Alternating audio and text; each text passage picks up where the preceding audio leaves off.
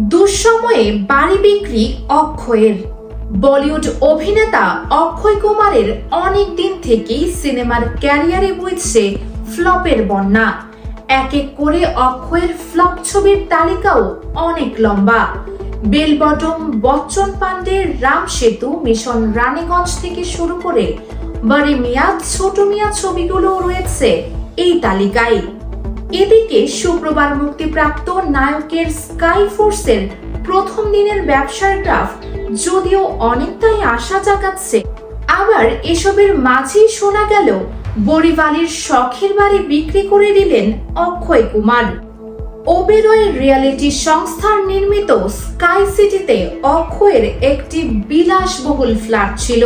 সেই ডুপ্লেক্স অ্যাপার্টমেন্টে 3টি ঘর, স্টুডিও সহ চোখ ধাঁধানো অন্দরসজ্জা।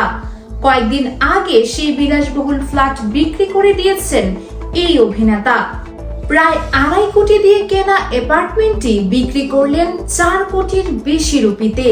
যে অক্ষয়ের হাত ধরে একের পর এক ব্লকবাস্টার দেখেছে বলিউড, সেই অক্ষয়ের ছবি থেকে মুখ ফিরিয়েছে দর্শকরাও।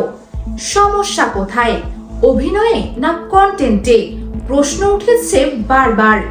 এরপরও তার পাইপলাইনে একের পর এক ছবি রয়েছে, তবুও কেন বরিভালির বাড়িটি বিক্রি করলেন এই খিলাড়ি?